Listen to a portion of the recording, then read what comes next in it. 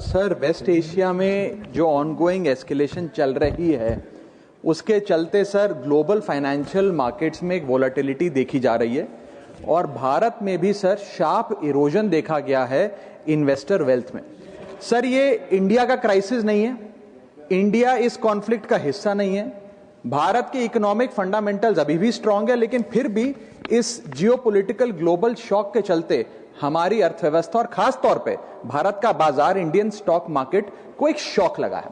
Sir मैं बताना चाहूंगा कि 28 फरवरी जब पहली बार ये युद्ध शुरू हुआ, पहला एक्ट ऑफ अग्रेशन किया गया, तब से लेकर 23 फरवरी दैट इज यस्टरडे लगभग 48 लाख करोड़ रुपीस भारत के इन्वेस्टर्स के इरोड हो गए, मार्केट से गायब हो गए, शून्य हो गए। एफपीआईज ने 52,000 करोड़ रुपए 1 मार्च से लेकर 15 मार्च के भीतर भारतीय बाजार से निकाल लिया, रुपया 94 पहुंच गया। ये तमाम चीजें एक रूटीन करेक्शन नहीं है सर, ये कॉन्फ्लिक्ट ड्रिवन शॉक है।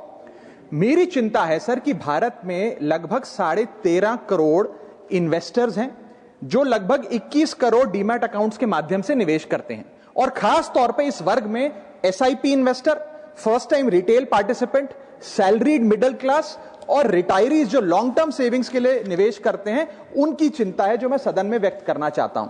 सर वेस्ट एशिया की जो जंग है वो हमारी जंग नहीं है, लेकिन उसके शॉक भारतीय बाजार में देखे गए। It is a black swan event because it has been triggered suddenly, externally, and it is unrelated to the underlying Indian economic fundamentals. But sir, Bharat may not be failing, but India is certainly being hit by this shock. और मेरा सरकार से ये अनुरोध रहेगा that the government, when they encourage citizens to enter the global markets or the capital markets in particular, the government cannot disappear when external shocks hit the household wealth. इसीलिए मैं अनुरोध करता हूं कि कुछ रिलीफ भारत के इन्वेस्टर को सरकार द्वारा दिया जाए। पहला रिलीफ जो हो सकता है सर वो ये है कि रिटेल इन्वेस्टर को टारगेटेड रिलीफ दिया जाए।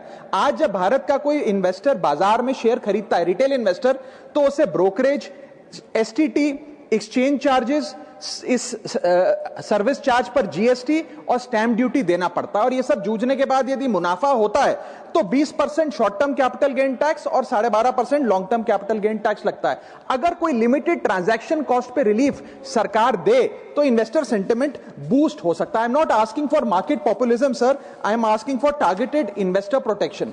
मेरा दूसरा सुझाव है, अगर time bound STT relief retail investor को दिया जाए, एफएनओ सेक्टर को नहीं। एफएनओ सेक्टर में एसटीटी बढ़ाकर सरकार ने अच्छा काम किया, मैं सराहना करता हूं सरकार की, लेकिन रिटेल इन्वेस्टर के लिए अगर